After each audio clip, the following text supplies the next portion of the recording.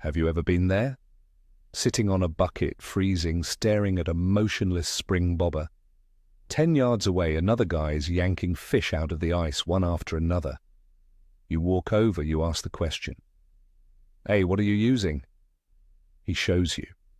And it's the exact same lure you have tied on, same size, same color. Yet he's catching, and you're getting absolutely nothing. Is it magic? Is he just luckier than you? I'm here to tell you, it's not luck. And today, we're going to uncover the brutal, uncomfortable truth about why his lure works and yours doesn't. We're going to dive into the tiny, invisible details that make all the difference. By the end of this, you'll realize the lure itself is maybe only 10% of the equation.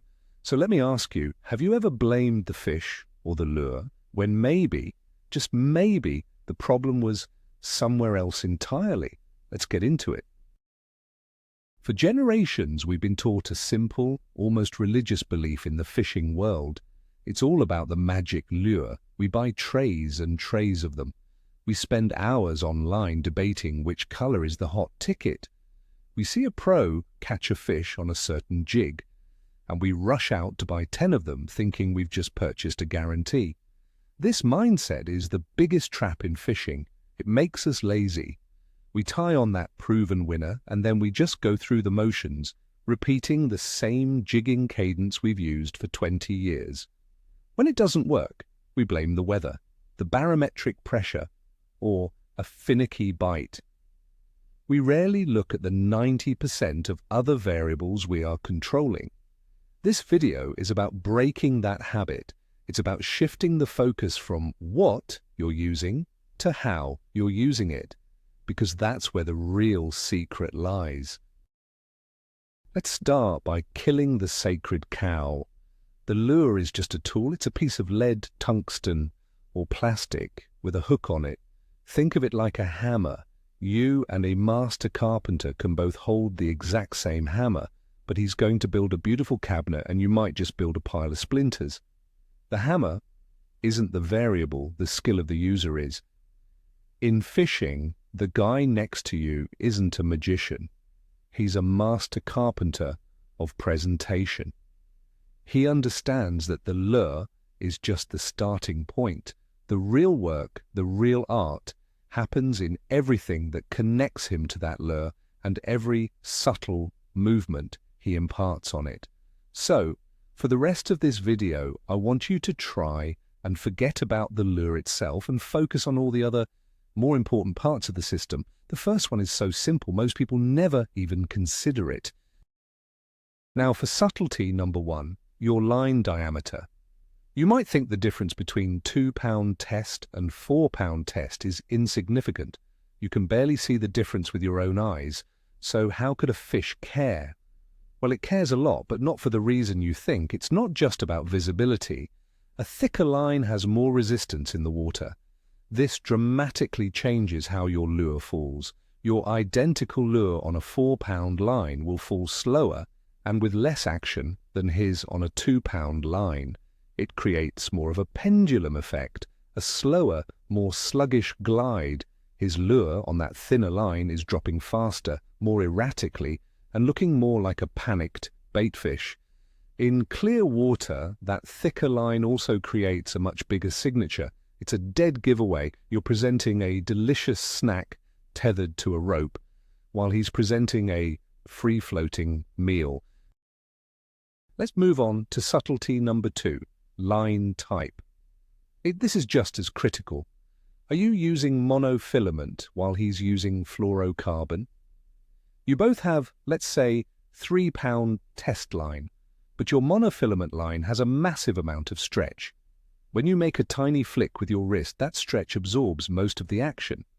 Your lure down below barely twitches. His fluorocarbon line, however, has very little stretch. When he makes that exact same wrist flick, his lure darts and jumps aggressively. He has a direct one-to-one connection. Furthermore, mono floats and fluoro sinks. This changes the angle of your lure presentation. His lure is hanging more vertically, getting down into the strike zone faster and staying there. Your floating mono might be creating a slight bow in the line, lifting your lure just a few critical inches higher than his. You're not even fishing the same depth, even if you think you are. Okay, let's talk about subtlety number 3, your knot. We all have our favorite, the one we can tie with our eyes closed in the freezing cold. But is it the right knot? A simple, improved clinch knot, cinched down tight to the eye of the jig, will kill its action. It holds the lure in a rigid, fixed position. It can't pivot or rock naturally. The guy next to you is probably using a loop knot like a Rapala knot. This tiny loop gives the lure a hinge, a pivot point. It allows the jig to rock and sway seductively on the paws, even with the slightest underwater current. It looks alive. Your tightly cinched lure looks dead. Imagine 2 puppets. One is nailed to the wall, the other is hanging from a single string. Which one is going to dance? Your knot is either nailing your lure to the wall or it's giving it the freedom to dance. It's that simple and that profound. Following the knot, let's discuss the critical angle. This is a detail within a detail. Even if you both use a loop knot, how is the lure hanging? Is his jig perfectly horizontal? Many high-quality jigs are designed to sit that way, presenting a perfect natural profile. Your jig, however, might be a cheaper model, or maybe your knot is slightly off, and it's hanging nose down at a 30-degree angle. To a fish looking up, his lure looks like a small minnow hovering in place. Yours looks like a creature that is sick or dying, pointing nose first towards the bottom. While sometimes a nose-down presentation can work, on a tough bite, that perfectly horizontal profile is often the key. He's presenting a confident, healthy meal. You're presenting something that looks wrong. Fish have instincts honed over millennia. They can spot wrong from a mile away. Now we get into the meat of it, jigging cadence, part 1, the upstroke. You're sitting there doing the same old lift and drop you've done for years. A steady, rhythmic, 6-inch lift. It's methodical, almost robotic. But the guy catching fish, watch his rod tip closely. He isn't just lifting, he's imparting a sharp, aggressive pop. It's a quick snap of the wrist, not a lift of the arm. That sharp pop makes the lure dart erratically, sometimes even 2 or 3 feet to the side. It sends out vibrations. It triggers a predatory response. It's the difference between a bait fish casually swimming by and one that just got spooked. A predator sees that quick, panicked movement and its brain screams, "Easy meal!" Your slow, lazy lift is just background noise. It's elevator music. His sharp pop is a fire alarm. You have to experiment. Is it a slow lift today, or is it a series of sharp, violent pops? And what goes up must come down. This is jigging cadence, part 2, the fall. After you lift your lure, what do? Most people just drop their rod tip, letting the lure plummet on a slack line. This is a huge mistake. The guy who's catching fish is controlling the fall. After he pops the jig, he follows it down with his rod tip, keeping the line semi-taut. This is called following the fall. It does 2 things. First, it allows him to detect bites that happen as the lure is dropping. A lot of fish will hit it on the way down and you'll never feel it on a slack line. Second, it changes the lure's action. Instead of just nose-diving, the lure glides and circles on that semi-taut line, covering more ground and looking far more natural. Your lure is an anchor. His is a falling leaf. Here it is, the most important, most overlooked part of the entire presentation. Jigging cadence, part 3, the pause. After the lure falls, you probably pause for, 3 seconds, 5 seconds, and you hold it dead still. The expert fisherman knows the pause is everything. He might be pausing for 10, 15, even 20 seconds, And his pause isn't a true pause. He's not holding it perfectly still. He's letting the rod rest on his finger, and his own pulse is giving the jig a tiny, almost imperceptible quiver. He might be ever so slowly raising the rod tip, maybe an inch, over the course of 10 seconds. That tiny, subtle movement is what triggers the bite.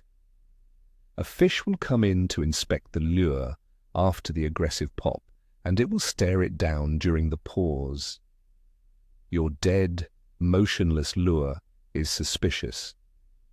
His subtly quivering, slowly rising lure looks like a living, breathing creature. It's irresistible.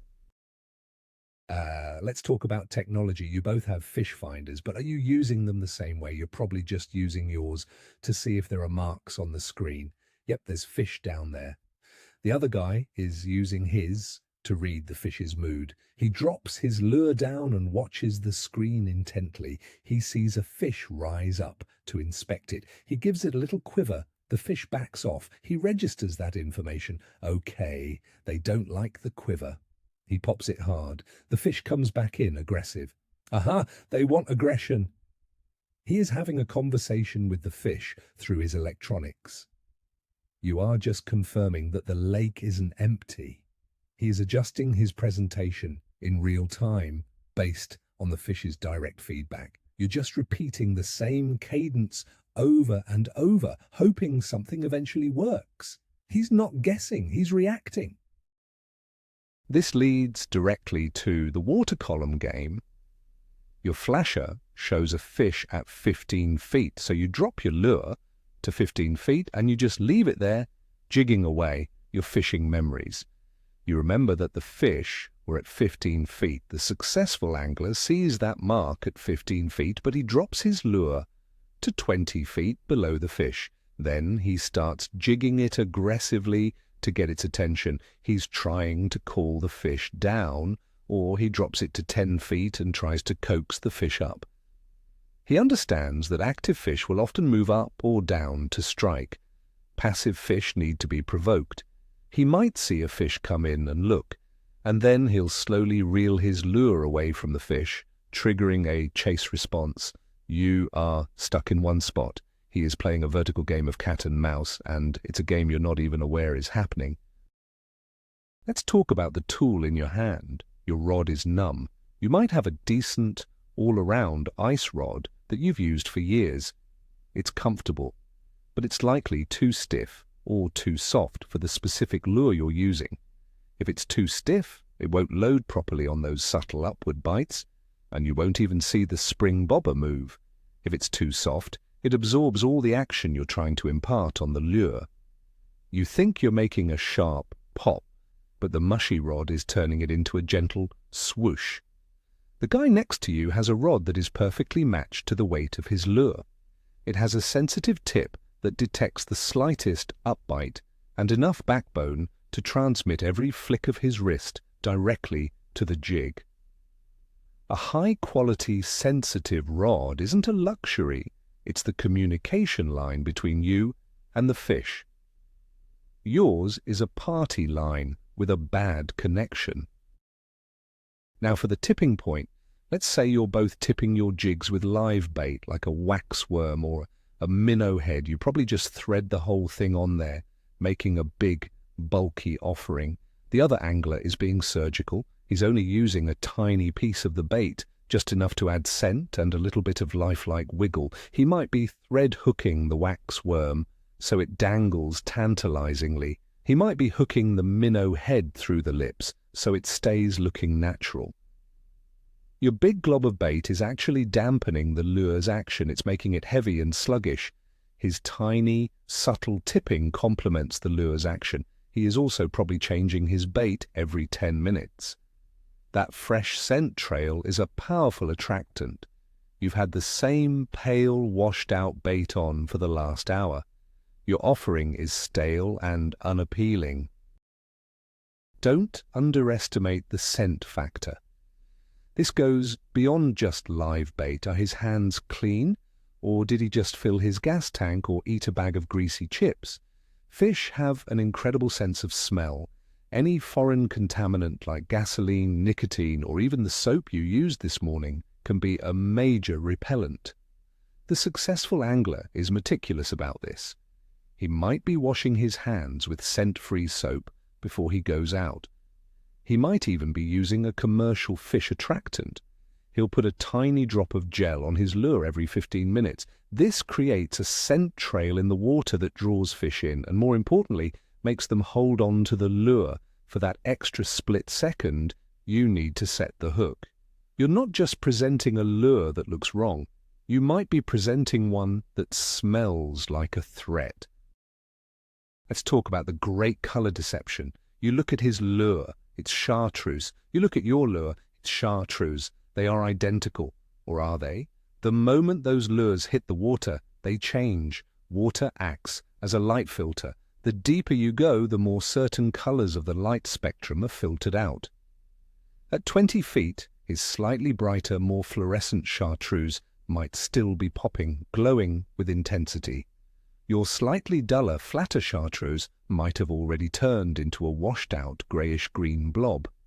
He also understands how water clarity affects color. In stained water, bright, gaudy colors work. In ultra-clear water, more natural, subtle colors excel.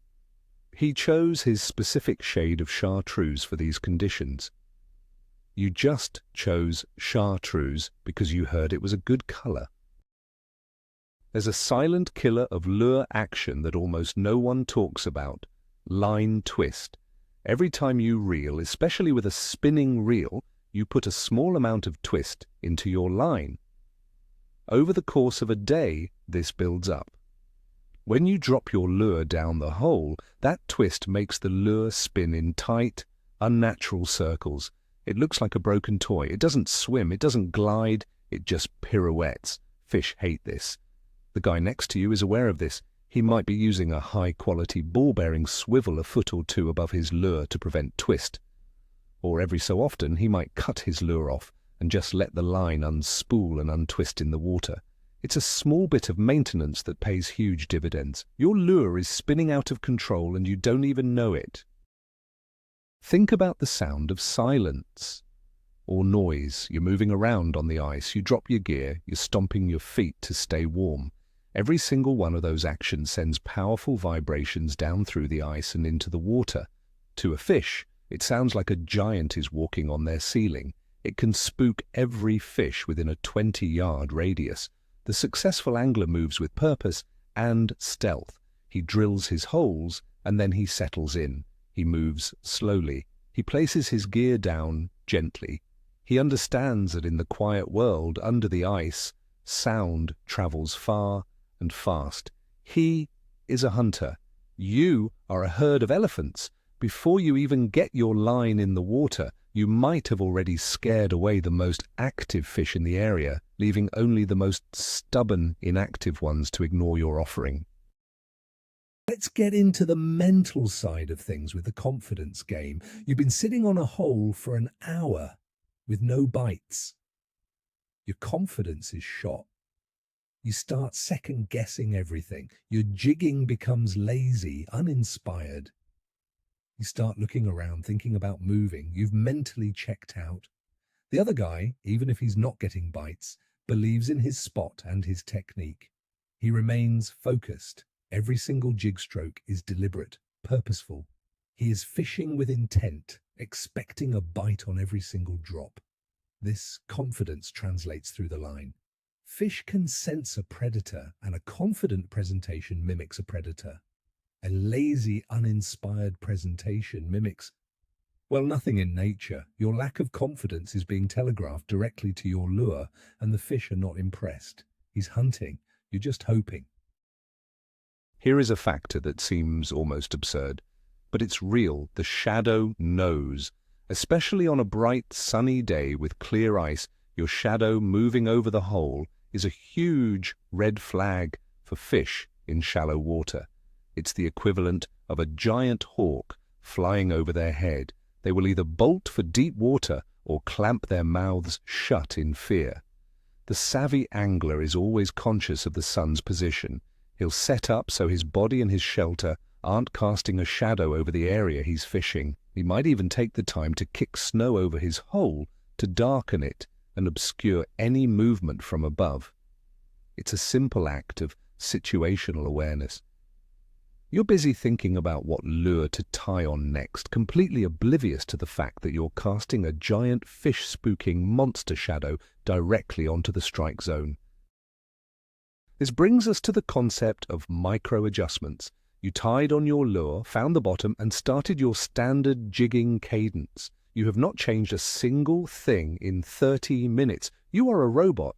The angler who is catching fish is a scientist, constantly experimenting. He's never doing the same thing for more than a few minutes. He'll try 3 sharp pops and a long pause, no takers. Then he'll try a slow lift and a 5-second pause, no takers. Then he'll just barely shake the lure in place.